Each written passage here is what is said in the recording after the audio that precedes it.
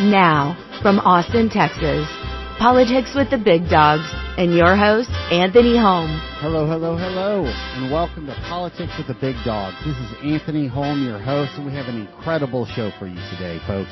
We're going to talk about the primary rules in Texas and what is happening there. As a reminder, this is in litigation. The Republican Party and conservatives across Texas want to close the primary. In fact, many folks think we have a closed primary. We don't. We have Democrats who cross over and vote in our primary. Those of you who have been engaged in the system for many years are aware of this. This has happened quite a bit in San Antonio, frankly. There is a legal effort. In fact, it's in litigation, a lawsuit filed by the chairman of Potter County and the Republican Party of Texas suing the Secretary of State. Secretary of State is an appointed position by Governor Abbott to close the primaries, to ensure only Republican primary voters are involved in that. The Secretary of State's office is litigating against it. The Attorney General has come in on behalf of the Republican Party of Texas, said, of course, we should do this. We're going to go on another one about Republican nomination battles. It is the season, folks. We're, 75 or so days from the Republican primary. We've got lots of fascinating nomination battles, and things are starting to heat up. Folks paying attention. We have come back from Christmas, and what did President Trump give ISIS on Christmas Day? A strike, killing many terrorists and targeting ISIS. We'll discuss that as well. We're going to talk about at least 9 people who were arrested in Italy for raising millions of dollars for the terrorist Hamas. So they set up a front group. I think this happens all over the world. Certainly it happens in Texas and the U.S. We have these so-called charities saying, oh, look at the children of Gaza, give us money. And they're funneling it right into terrorism and Hamas. So a number of people were arrested. $9 million or so was identified as going to terrorists. One of the people arrested in Italy is Mohammed Hanoun, who's the president of the Palestinian Association in Italy. What are they really doing? They're funneling money to terrorism. And what's going on in crazy old New York, which is no doubt happening in a number of jurisdictions as well, and we, people like you and I, lovers of liberty, advocate for the right, will be fighting this soon enough. It's the so-called green light license law. So the state of New York is fighting President Trump and the administration, saying, hey, we're going to hand out driver's licenses to anybody. They don't have to prove that they're here in the U.S. legally. It doesn't matter if they can't read English or speak English. If they're passing our so-called driver's tests, then we're going to give them a license, and there's no immigration status needed. Many of you will recall prior shows, reminds us a lot of so-called Republican Jeff Leach from the Plano area, who wanted to change the law, had a bill to change the law that said, doesn't matter if an 18-wheeler driver can't read or write English. We're not going to let that jury automatically know that. Texas law says, hey, if this guy causes a crash and hurts somebody and can't read or write English, the jury automatically learns. A Sikh or anybody else who can't read English, can't speak English, and here old Jeff Leach, one of our great rhinos in Texas, tried to pass a law saying, no, I'm going to change that. It doesn't matter. A jury can't learn automatically if you can't read or write English. So New York's green light license law, together with Jeff Leach, well, who knows? We'll probably have it in Texas, or at least you and I will be fighting against it. So an incredible show, lots of interesting topics, a deep dive on the Republican primary, a deep dive on the battle about the rules of the primary, what it'll mean. Will Democrats still be able to vote in our primary? I think so. Paxton's doing what he can, but it's a slow-moving process in litigations. Thank you so much for joining us on Politics with the Big Dogs. Follow us on Instagram, follow us on Facebook, follow us on YouTube. We are here, we are there, we are everywhere for you. And join us. Go to politicswiththebigdogs.com. Help us contest for policy outcomes. That's what we are about. At Politics with the Big Dogs, we do deep dives on substantive information, substantive policy issues here in Texas, and we try to affect change. As a reminder, I'm a Republican, constitutional conservative, always have been, always will be, and I'm an attorney, a trial lawyer, currently 53 years old. In the past, I used to run political campaigns. I was a Republican consultant to the House Legislative Caucus, Republican consultant to the Senate Republican Caucus as well. I've been an advisor to governors, both on the outside and inside, the attorney generals, and been involved in a number of electoral and policy fights and outcomes over the years. So we are bringing you the truth here on Politics with the Big Dogs. Hold tight. We're going to have a lot of fun. More with Anthony Holm coming up in just a minute. Don't forget to sign up for our newsletter at politicswiththebigdogs.com.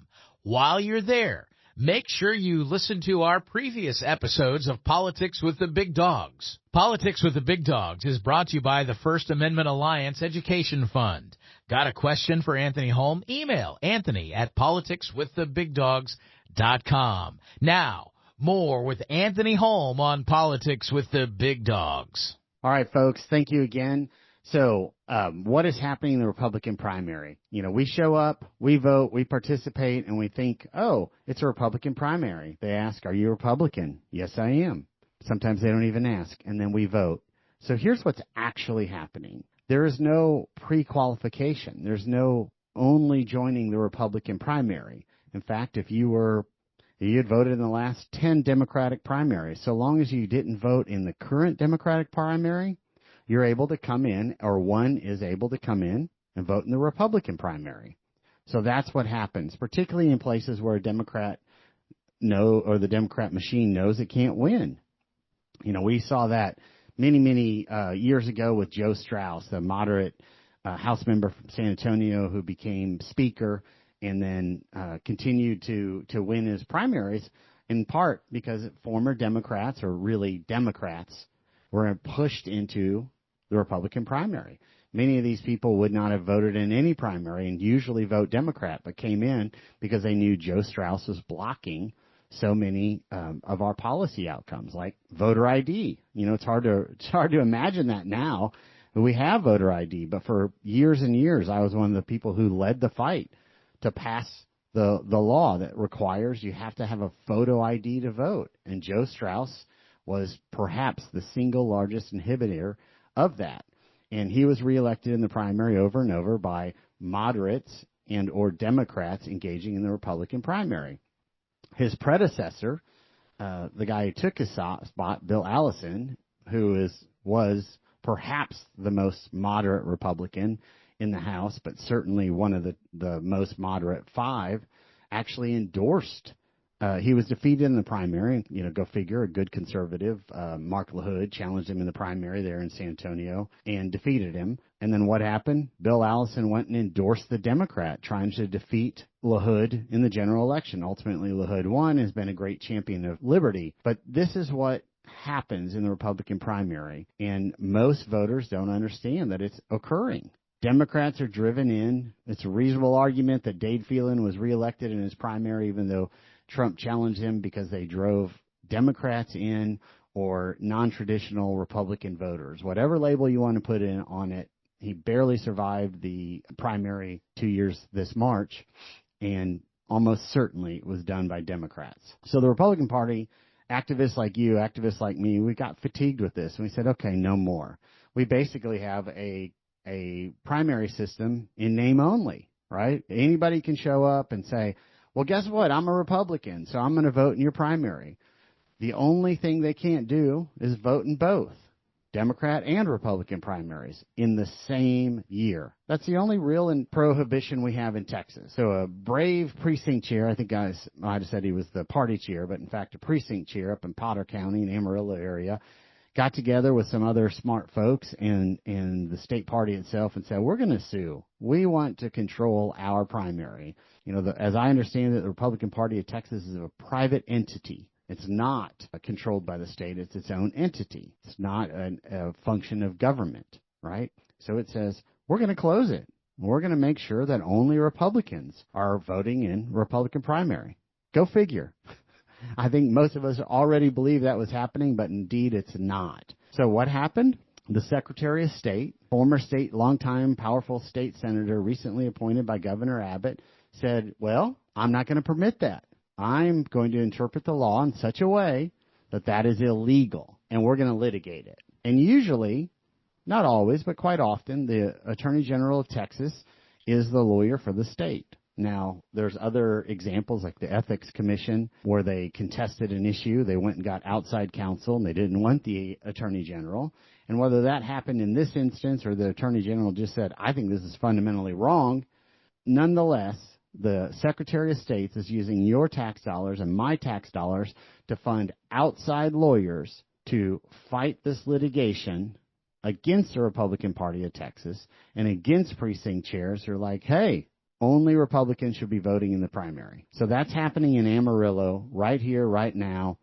The problem is I'm real confident we won't have resolution before this primary, and that's probably the objective of the Secretary of State and the moderate Republicans who don't want to go in the public and admit that they want to keep things open. They don't want the party to have as much impact or control. They don't want conservatives like you and I who care about policy and follow policy to have as much impact and control. Because to the extent that they get to dilute our votes by rhinos who don't generally vote in a primary or general election voters who usually vote Democrat and pushing them into our primary, or straight up Democrat primary voters, by pushing them into our primary, what they are doing is diluting our votes. And of course, I'll suggest committing intellectual fraud on the notion of a Republican primary. By definition, by title, a Republican primary is for Republicans. Yet, all sorts of folks who are not Republicans are not only being allowed to vote in our primaries, but they're being defended. Our tax dollars are being weaponized against us, against you and I, to defend permitting those people to vote in our primary. You know, this reminds me a lot of taxpayer-funded lobbying, where local governments take our tax dollars and hire Austin-based lobbyists to lobby the legislature to do what? To allow those same local governments to raise our taxes and take our liberties. It's this gross cycle that Austin has never been able to overcome because, in truth, a lot of moderate policy is favored by the Republican majority in Austin.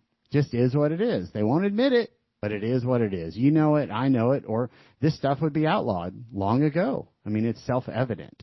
So we have a situation now where the Attorney General of Texas, Ken Paxton, is contesting the state's position, and that state's position is asserted by the Secretary of State, who are saying, no, you got to leave your Republican primary open. This is the state, the SOS, Abbott's appointee.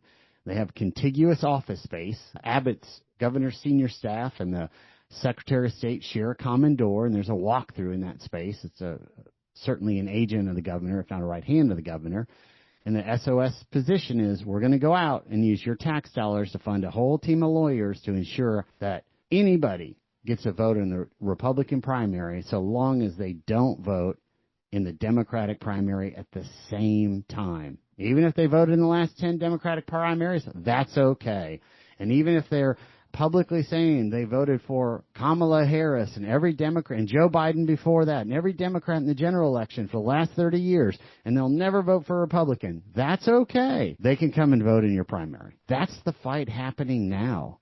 The party and Ken Paxton and conservative advocates are aligned against the Secretary of State and the silent, I don't know about majority, but certainly faction of moderate Republicans, the Joe Strausses and the Allisons of the world. You know, a lot of this comes out of San Antonio. We're in another situation now where the establishment is advancing a real moderate fella in another San Antonio House seat. In fact, a couple of them, just moderates being pushed out, and the Bush machine and the traditional KBH profile of candidates, Kay Bailey Hutchison, of course, are trying to make a comeback in Texas.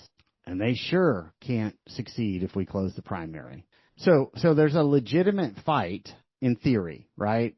And it's about, let's make sure that eligible voters who are legitimate conservatives, even if they're first-time Republican primary voters, can still vote while also safeguarding the integrity of the primary system. And what does that mean? You know, it's somewhat vague, perhaps, safeguarding the integrity of the primary system. Here's what it means specifically. Ensuring conspicuous Ds are not suddenly engaging in the Republican primary, right? We have less than 5% of all voters vote in a Democratic primary, and about the same 5% or 6% of all voters vote in a Republican primary. So if you're having that minority of 5% of prior Democratic primary voters engage suddenly in the Republican primary, we ought to know statistically that is a bad act in almost every case. Yet, nobody wants to talk about this because Austin is afraid. The elected officials in Austin are afraid of you. Only you and I and folks who believe in policy the way we do are permitted to vote in their primary, that then they'll actually have to pass it. You know, they can't just say, hey, I'm opposed to Obamacare, and then secretly work to extend it, i.e. Ronnie Jackson, right? They can't just say, illegal immigration is bad, and I'm going to go and contest it. Now I'm going to try to change the law to defend 18-wheeler drivers who don't read or write English, i.e. Jeff Leach. There's a long line in history, and I think the most ridiculous one occurring across the party right now is, hey, we cut your property taxes by $50 billion with a B. Praise us. We're Republicans. When, in fact, the budget grew like $20 billion more. They're handing out money for Hollywood subsidies to come and film movies, $500 million here, $500 million there, $3 billion for dementia research. Look, I actually really strongly support dementia research, but that's a federal priority. It's kind of like that cancer research that we started in Texas. Those are federal events, not state. Our money should go back to the people. Our money should be paying our debt. Our money should be ensuring that we are not having to sell our homes to pay our property taxes. But instead, the Republican establishment is claiming a $50 billion savings, when, of course, we all know that's false. They're claiming, we oppose Obamacare, while trying to extend the COVID subsidies, Ronnie Jackson, when it's no longer COVID, or claiming that they're opposed to illegal immigration and want to keep us safe in Plano and McKinney, while trying to change the law to protect 18-wheeler drivers who can't read or write English. These abuses occur all over the place, and they're trying to take, they being the same mob in Austin of establishment, this faceless mob, are trying to take out constitutional conservatives by running really moderate members against them, i.e. LaHood and Brent Money and a few others who are in there trying to affect change and have affected change. They're saying, oh, no, we can't allow that. This is a marquee fight that very few people are talking about, and it's marquee because it exposes Austin.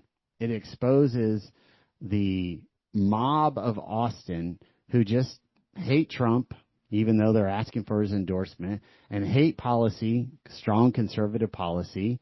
You know, the Giovannis of the world who pretend to be A and then are B, the state rep Capriglione, who acted like he was super family, pro-family, and pro-life, only to be exposed as having a decade-plus affair, and the woman with whom he had the affair claims that he paid for and supported her having an abortion once he impregnated her. The hypocrisy is just astounding that happens in Austin. And that's why here on Politics with the Big Dogs, we're coming right at it. We're talking about issues. We're taking deep dive on substantive truth and how these link together. Thank you so much. Make sure that you're following us and sign up. PoliticsWithTheBigDogs.com. Sign up for our newsletter. Sign up. You heard me mention taxpayer-funded lobbying. We have a petition. Sign it. We'll send a letter directly to your state representative. Give us your address. Put it in there. We'll CC them, and we'll make sure your voice is heard, because together we can affect change. This is Anthony Holm, Politics with the Big Dogs. I appreciate you so much. Thanks, Anthony. Don't forget to sign up for our newsletter at politicswiththebigdogs.com. We'll keep you informed on new episodes, new guests, and new opportunities for your voice to be heard across Texas. Learn more and sign up today at politicswiththebigdogs.com. All right, folks. Thank you again for joining us with politicswiththebigdogs.com. I'm Anthony Holm, your host, constitutional conservative, Republican trial lawyer. I used to elect Republicans and advance policy issues throughout Texas and the U.S.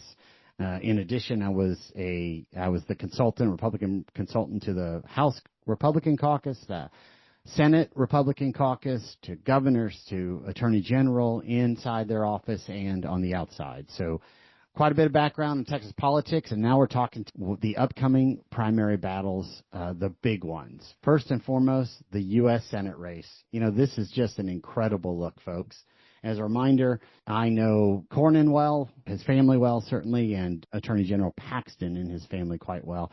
I don't know Mr. Hunt. I like to give that disclaimer. In the past, I worked for Ken Paxton as well on his campaigns, and helped him advance. That is the biggest race by far, and this is just fascinating to me. And in particular, it appears that Senator John Cornyn and the forces around him have spent about $35 million primarily running down Ken Paxton. It might be a little less, it might be a little more, and occasionally some of that money may have gone toward Hunt.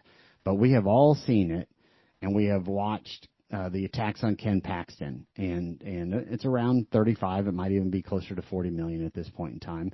The folks in D.C. are saying we're going to spend $60 million. We're going to do everything we can, all that it takes. And what is fascinating is the public polling shows it a tie race, effectively a tie, with John Cornyn and Ken Paxton tied and Wesley Hunt in a distant third place.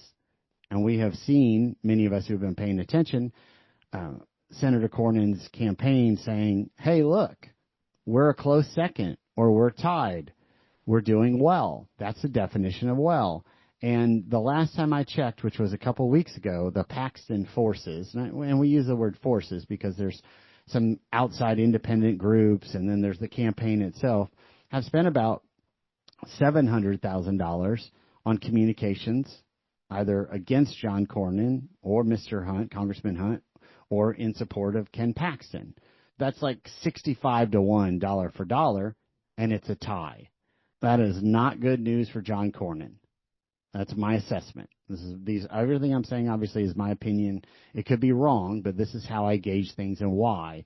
Here's why that isn't a good outcome for John Cornyn. That means that when people start communicating in a paid fashion, imagine just 3 or 4 million in the industry, what we call hits, reminding voters of the negative events, the things that they won't be supportive of with John Cornyn. I think he'll struggle, right? No way around it.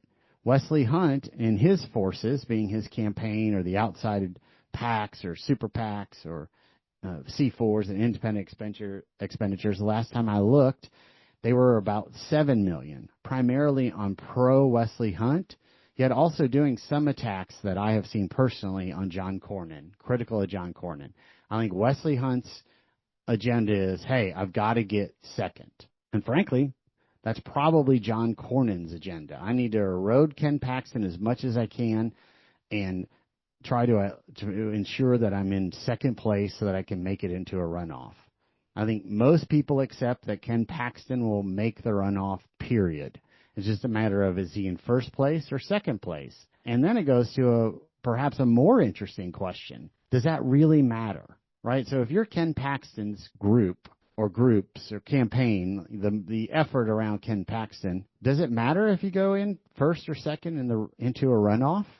And is there an advantage of perhaps even just letting all of the messaging, paid messaging, and we're going to hear probably 25 million more by John Cornyn and to some extent Wesley Hunt against Ken Paxton, who folks are viewing as a lead dog, just letting it happen and saving your money and going into a runoff, assuming your people will show up in the runoff. And folks, many of you may know this, but it's worth a recap. When we go into a runoff, we lose a lot of the soft Republican or the people who, oh, yeah, there's a primary. They show up every other time or every third time. Traditionally, the people who show up for a runoff are the most conservative, most informed, most aware voters. My sense, and I think the data supports this, that profile of voter group aggressively favors Ken Paxton, period. The people who support Ken Paxton, they're fervent, right? He's had tons of scandals. We've all followed that. And yet a big chunk of the electorate says, he's my guy. It's kind of like Donald Trump. Lots of scandals, but a huge chunk of the electorate said, doesn't matter. He's my guy. And my take on it is policy outcomes matter. Independent of the electorate's view on Donald Trump individually, he closed the border. Policy outcomes matter. Everybody claimed they were going to close the border. All the Republicans, nobody got it done. Donald Trump gets elected, I think before he even took office, it largely closed. The guy's incredible. And similarly, Ken Paxton has these incredible policy outcomes. No way around it. If you're a conservative, this guy is, as Trump has said, the most effective attorney general in America. Now, John Cornyn, from my perspective, has been much more moderate as a policy guy. He's 24 years in the U.S. Senate, so 25 years in D.C., and he's more of a Bush kind of moderate Republican. So it shouldn't surprise any of us that probably 20 million of the ads around Cornyn are like, hey, I'm Trump, I'm Trump. The rub is most of us who are paying attention have 25 years of experience with him, and he's much more moderate than that. So if you end up in a runoff, then you're going to have generally a more educated, more conservative, more deliberate electoral base. And that profile of person is, I believe, not going to be favorable for John Cornyn. So then let's talk about Wesley Hunt and what's going on there, how and why. This is very interesting. Why a guy who has a premium congressional seat in downtown Houston is trying to make this race. And what is his move? His move has to be to get into a runoff. Once he jumped in, it almost assured a runoff. I guess he could lay down. He could lay down now. He could say, don't vote for me, vote for Cornyn. We're all trying to sabotage Paxton. That's not my sense, since the money machine in Houston, the moderate money machine in particular, just spent $8 or $10 million trying to pick him up and prop him up. He appears to be trying to tear down Cornyn so that he can be the number two. And then perhaps go into that more conservative electorate and demographic in the runoff and say, hey, I'm not a 25-year incumbent in D.C. like John Cornyn. I'm a conservative. I'm a military guy. Vote for me, not Ken Paxton. Maybe that works. I doubt it, but maybe. Everybody's written Ken Paxton off for the last many, many years and tried to impeach him, try to do this, try to do that, try to defeat him. George P. Bush, the former moderate state Supreme Court justice whose name's Eva Guzman, right? The same machine kind of behind Wesley Hunt was behind Eva Guzman or anybody but Paxton, and they just got eviscerated. She didn't even make the runoff. They spent an outrageous amount of money, and then George P. got crushed in the runoff because, again, the profile of the electorate is very conservative and more informed in a runoff. So we'll see. John Cornyn's a smart guy. He has a smart team, and they're spending just tens of millions of dollars. We'll see what happens there, but I think that's going to be a tough race for anybody other than Ken Paxton. And the fact that Ken Paxton doesn't appear to be spending money, either he doesn't have it to spend, but even if he did, it makes sense to me that he wouldn't. Just save it for the runoff and then pop him and probably win. So I think he's going to be the nominee. It's also interesting, a lot of the messaging by Hunt and Cornyn seem to be, well, he'll be a weak general election. We could actually lose it. I'm suspect of that in a very material fashion for two reasons. Number one, Texas is about a plus 11, so it's awful hard to lose a statewide here. Everybody keeps saying the sky's falling, and it hasn't happened in, close to 30 years, number one. And then number two, heck, Jasmine Crockett is in the race. That might have helped defeat that argument as much as anything. So now we're going to have the crazy messaging of Jasmine Crockett, and she might even be the nominee. Frankly, anybody. Sid Miller would probably beat Jasmine Crockett on a statewide ballot in November of next year. So I think it's going to be a tough race for anybody who isn't Ken Paxton. But that's my assessment, and we'll sit and we'll watch and we'll see. Let's move on to the contested Attorney General's race. That's the next big one. And this is really interesting.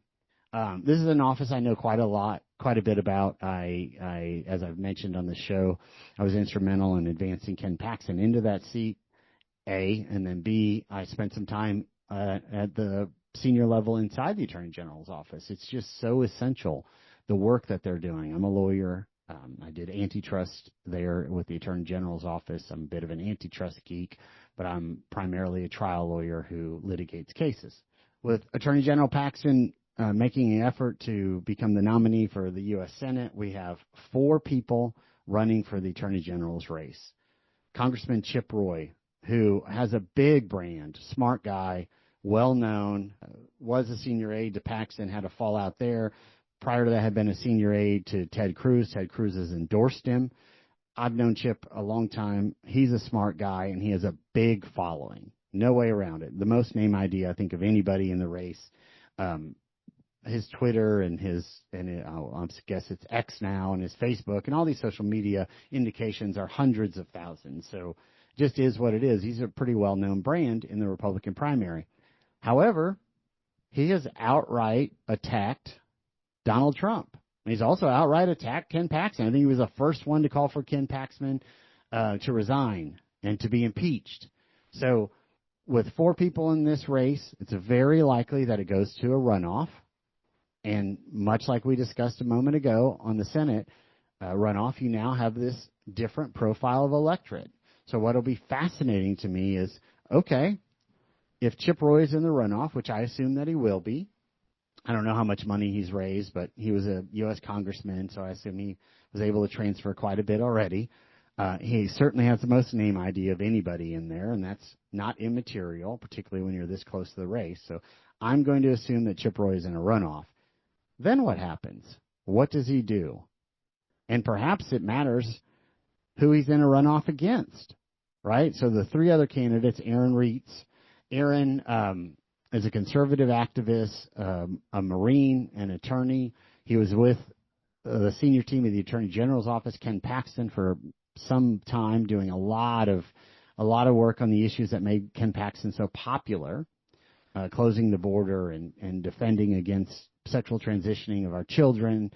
And then he was recruited by the Trump administration to take a material role in the Department of Justice. And he did. So he's advancing policy on behalf of Trump's Justice Department, not inconsequential. He came back to run for Attorney General. I think he has lower name ID than most and less fundraising. But he's a Trump guy, top to bottom. He's a conservative firebrand. If he ends up in that other runoff slot with who I assume will be Chip Roy, it could be an error, but I'm assuming that'll be Chip Roy, what happens? Does Trump come in against Chip? Maybe. Now let's talk about Mays Middleton. So Mays Middleton, I believe, is an intellectual conservative by nature. He was a state rep from the Galveston area, became a state senator.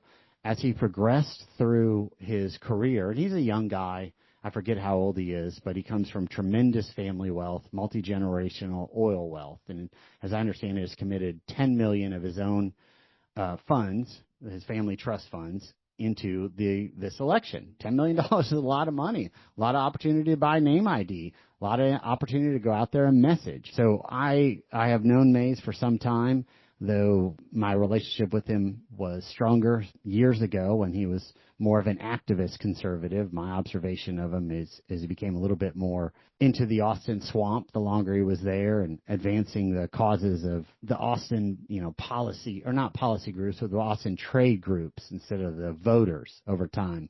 But if he's elected the Attorney General, then, I'm optimistic his prior conservative stances and his ability to fight for the liberty of the individual will come back to the forefront of his mind. So what happens if he's the nominee? Well, he doesn't have close Trump ties the way Aaron Reitz does, but he is running and spending his money in a way to suggest that he is Trump 2.0, right? He's branded himself MAGA Mays, and he's doing everything he can to link himself with Trump. So if Mays is able to spend enough money to get into the runoff, which I think he could, and if not, probably will, with Chip Roy, then what happens? Does Donald Trump engage in this? And if he does, is it decisive? If Donald Trump materially engages in a Republican primary in a runoff, I think he's won like 97% of the time, he being the candidate he backed. I think Chip Roy gets into the runoff. The question is who else is there, and then how vulnerable is he if either Trump engages against him being Chip Roy, and or the other candidate has the money to go and point out to the electorate, here's all the attacks of Congressman Roy on Donald Trump or on Attorney General Paxton. I don't know that'll get through. It wouldn't surprise me if any of these people, frankly, are the next Attorney General, but those are the dynamics of the race with these 3. Now, our last candidate really interesting to me. Senator Joan Huffman, a state senator, longtime state senator from a moneyed district of Houston, and she has a fascinating story. She's basically a single woman who comes to Harris County 35 or 40 years ago. I don't remember exactly when, and starts working in the district attorney's office, criminal DA's office, and then goes to law school, either night school or something, while still working at the DA, as I recall, and then graduates and becomes a criminal prosecutor and stays at the district attorney's office for a number of years as a female, I believe in the 80s, prosecuting criminals or alleged criminals in Houston, in Harris County, and is so good and works her way up that she then prosecutes a number of murderers for very severe and violent crimes. As I recall, she put some on death row. I mean, that is a strong woman. That's a strong person, period, but certainly a woman of that era, and the only woman in the race. She could raise money. She has a message. She then, then became judge. I don't remember if she was appointed or elected, but was a Harris County judge for some time and then became a state senator and has advanced conservative causes. There's a lot of criticism about some of her legislative votes, frankly, among conservatives. But what I have seen, she's generally been conservative and certainly has an incredible story. Perhaps one of the most compelling stories in terms of running for Attorney General in Texas. Now, you and I know that the AG in Texas doesn't put people on death row. But many of the voters associate, hey, pursue murderers with the Attorney General. So Senator Joan Huffman has a good message to tell. There's no way around it. It'll be interesting to see if she's able to get that out. And then, of course, if she ends up in the runoff, I presume it's with Chip Roy, but it could be one of the others.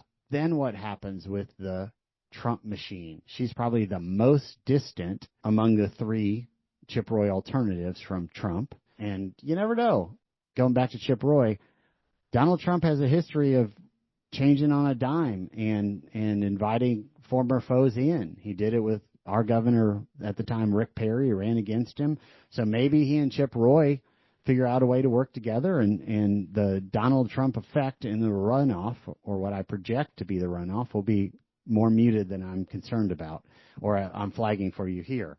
But Senator Huffman is the fourth candidate, the only female in the race, and it'll be fascinating to see what happens because we're getting close. All right, we got to go through these more quickly. Comptroller. Glenn Haggard elected to go and lead Texas A&M University. He vacated the comptroller's post, and State Senator Kelly Hancock was appointed by Abbott, so he's the acting controller. You have Kelly Hancock running for the term itself and strongly endorsed by Greg Abbott. I think Hancock is a lesser-known conservative activist than, for example, Don Huffines. Don was also a former state senator from the Metroplex, and I believe it was only one term, but he was well known as a conservative firebrand. He's been active in the conservative movement prior and since, and is independently wealthy, kind of like Mays Middleton, and has committed, as I recall, also $10 million to his race. What I have seen thus far is mostly Huffines scooping up conservative support, but I think he was out there earlier. Now I'm seeing more and more, and this is just anecdotally what I'm seeing, of Greg Abbott and the Greg Abbott machine getting behind Kelly Hancock and starting to brand and co-brand and move the needle in terms of likely endorsements from conservative groups, which will help. And then the third candidate, and also the only female, is Christy Craddock. Christy Craddock, a lawyer by training, real smart lady. I've known she and Kelly Hancock for many years, to a lesser extent Don Huffines. She is currently a railroad commissioner. So even though the name is a bit disingenuous as to what it does, we have 3 statewide elected officials, all of whom are railroad commissioners, and these are the folks who regulate the oil and gas industry in Texas. So it's a big, big deal. They're on a 6-year term like a Texas Supreme Court justice. She is not up for re-election, so she gets to keep her seat and run for comptroller. Christy is a conservative by nature. I know her, I've known her on a personal level. I'm not as familiar with what she's done in the Railroad Commission. And, of course, her father is, I believe, the longest-serving state representative in the Texas House from Midland, Tom Craddock. The guy was Speaker of the Texas House in the early 2000s. He was deposed by Joe Straus, the moderate Republican who's really probably a Democrat from the San Antonio area that we spoke of earlier. And Christy Craddock, in theory, should be a formidable candidate. I have not seen a lot from she or her campaign. Maybe you have, and if you have, alert me. Go to politicswiththebigdogs.com. Send us a note. If you're seeing things out there that I have not, please alert us. But we have Kelly Hancock, who's running for comptroller, will probably be the Austin kind of insider candidate, and he and Abbott will be side by side. I think Abbott's going to go all in for Kelly Hancock, and we'll see what that means. In the past, it's meant quite a bit. Think about all those state reps, incumbent state reps who Abbott defeated or largely defeated by putting money in his brand against them last cycle. So we'll see what happens there. Don Huffines, the known conservative activist who got out early and scooped up a lot of the conservative endorsements, is probably going to sit with a solid 20-ish%. And it'll be interesting if that is enough, or I bet he sits there now, and maybe he can get up to 25 or 30. I think that's their objective, and see if they can get into a runoff. And if they do, does the profile of electorate who comes out for a runoff in that Senate seat and in that Attorney General seat and likely for this comptroller seat, does that favorably support an activist conservative? My presumption and belief is yes, and we'll see what that translates into in terms of outcomes should that occur. So Hancock, Huffines, and Craddock, three-way race for comptroller, lots of action. I'm sure you're about to be inundated with campaign messages from these folks and or organizations opposed or supporting. And then last, we've just got to move through as quickly as we can, the Ag Commissioner's race. So Sid Miller, longtime conservative activist, almost like a Donald Trump with some of the outlandish behavior and activity of the past, has been hard to beat. You know, folks have tried to beat him for some time, and I just assumed he was going to go through unchallenged. Yet this fella named Nate Sheets popped up and filed. And the more I have learned about Nate Sheets and heard about Nate Sheets and familiarized myself with him, I think the more formidable of a threat and candidate he is. He seems to be a conservative, theologically based activist out of the Plano area. He's well-versed in ag. He has a business primarily around bees and honey. I think he's already been endorsed by Angela Paxson, a state senator from McKinney area, a known conservative, particularly a strong pro-life conservative. Angela, wife of or former wife of Ken Paxson, two theologically based conservatives. So it's not lost on me that Nate Sheets appears to be getting momentum even beyond Angela Paxson. So that's very interesting to me, very interesting race.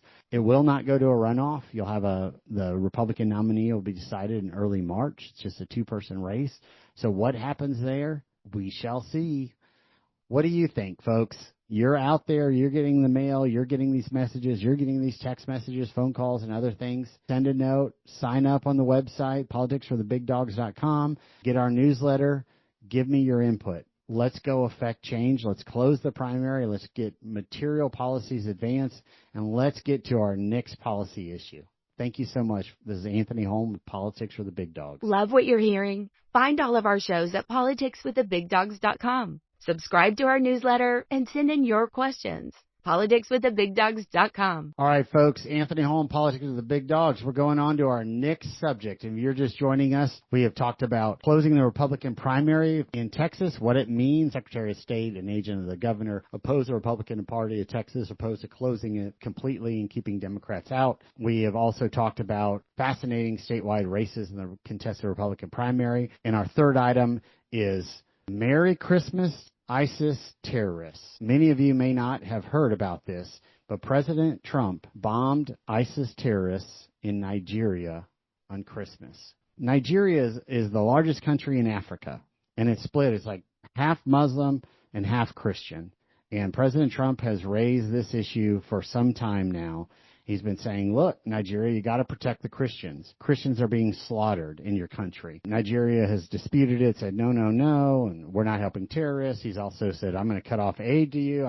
Got to go and combat these terrorist networks, right? And they're killing Christians. The reports are Inner Society, for example, said 7,000 or more Christians have been slaughtered in Nigeria this year alone. It's a huge country, largest country in Africa by population. I think they produce the most oil, so it's money. And it's split about half Muslim and half Christian, the Muslims primarily in the north. And it's been an ISIS training ground, right? Just straight up training ground. So multiple ISIS camps.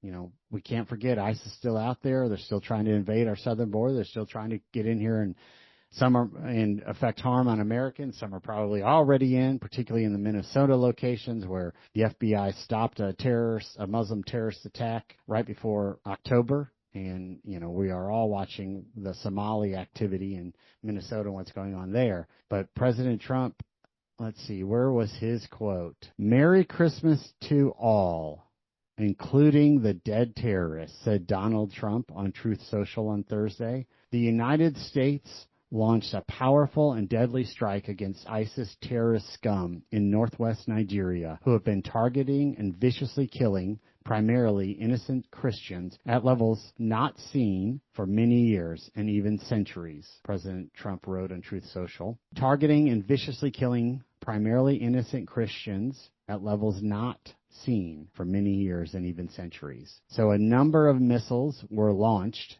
into ISIS training camps, and ISIS terrorists were killed on Christmas Day. You know, few presidents have the courage to take an act like that, to defend Christians, to defend our faith, to defend liberty. You know, everybody talks a big game. You won't cross this line, yet it all get crossed. Give up your nuclear weapons and we'll protect you. And then America doesn't. We won't let them use chemical weapons. We've got you. We'll protect you. And then they gas people, and we don't act. Israel acts. They go out there and blow them up. And Trump, I got to say, is joined with Israel against Iran. Iran clearly trying to kill every American on the face of the earth, and he's very courageous, Trump, for doing it. And now he's striking ISIS in Nigeria after giving plenty of warnings to that nation's leader. Hallelujah. Christians around the world will be defended, and that Trump has the fortitude and the Constitution to do it. I hate to see death, but I'm really impressed for defending America's values at the highest levels and having the courage to act. We'll run out of time. Our last issue, green light laws. You might not be familiar with this, but green light laws, it's being debated in New York. The state of New York says, hey, we're going to give anybody a driver's license who passes our driver's test. Doesn't matter if they can read or write English. It doesn't matter if they're a citizen or not. Or if we know they're here illegally.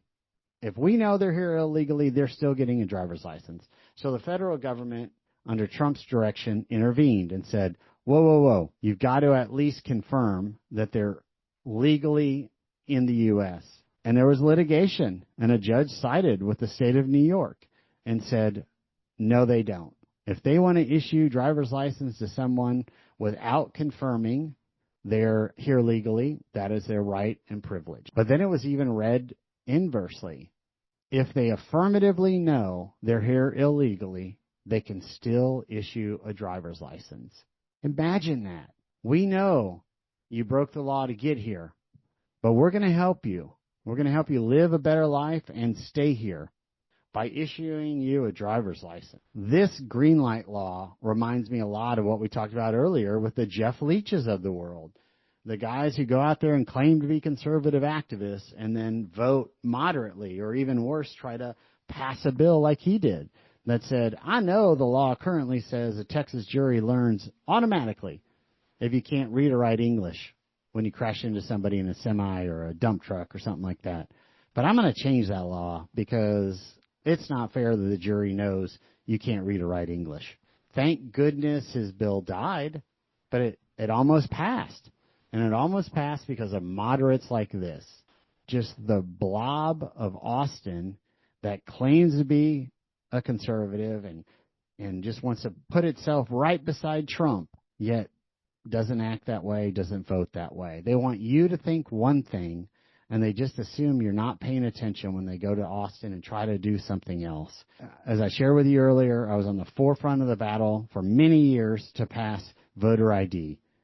Go imagine that. You have to have an identification, something with your picture on it, to be eligible to vote, so that you know that you can legally vote. And now folks are going to be showing up with a photo ID and their driver's license, even though the state of New York knows or may know they're here illegally. And guess what they're going to do? They're going to vote.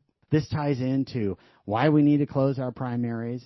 This ties in why we need to ensure voter ID and these crazy bills like Leach's effort to exempt from automatic admission the fact that you can't read or write English. Die. They're not even debated. They don't enter the mind of the Texas legislature because they're that bad. And the fraud by these so-called Republicans, or really, we have a big party. So let me change it. It's not so-called Republicans. It's the fraud by these so-called conservatives. Oh, I'm with Trump. I'm MAGA. I'm this. I'm that. And then in truth, they're over here trying to expand Medicaid or Obamacare, like Ronnie Jackson, or defend foreign truckers who can't read or write English and are wearing a turban, like Jeff Leach. We have a lot of this. We have the institutions of Austin, the trade groups, that are going after constitutional conservatives because they have the audacity to vote that way. The moderates, the former Ds and real liberal Bush moderates are pushing opponents to constitutional conservatives, incumbents in Texas, because they had the audacity to vote for your values. We need to expose all of Austin, all of the conservatives, the folks claiming to be conservative. Actually, expose is the wrong word. We just need to have an honest policy debate. We don't have a need to show anybody up, embarrass them. Let's just get commitments on values. And if they commit to vote for A, B, and C, great. And if they commit to vote for those bad bills that are 1, 2, and 3, you'll know. And then you can decide whether you want to elect them or not. This is Anthony Holm. You've been listening to Politics with the Big Dogs. I thank you so much for your time and energy and effort to advance the belief of liberty and the values that we hold dear. We've talked about the ISIS strikes on Christmas. We've talked about the green light laws, the you can live here illegally, and we know you're illegal in New York, but we're going to give you a photo ID, not just an ID, a driver's license. We spent a lot of time doing an assessment of the contested primaries for U.S. Senate, Comptroller, Attorney General, and lesser on the Ag Commission and what it'll mean for the former 3, the likelihood of a runoff and how that affects the outcome.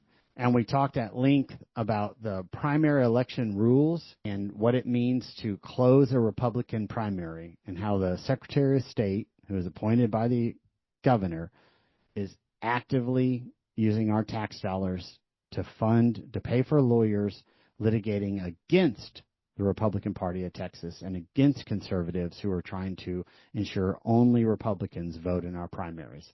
Please go to politicswiththebigdogs.com. Remember to sign up for our newsletter. Also help us sign the petition to ban taxpayer-funded lobbying. We talked about that as well. We'll send one to your state representative when you put your address in there. Thank you. God bless you, and may God bless Texas. Politics with the Big Dogs with Anthony Holm is supported in part by the First Amendment Alliance Education Fund. Visit politicswiththebigdogs.com. If you have a question for Anthony Holm, email Anthony at politicswiththebigdogs.com. From deep in the heart of Texas, you've been listening to Politics with the Big Dogs.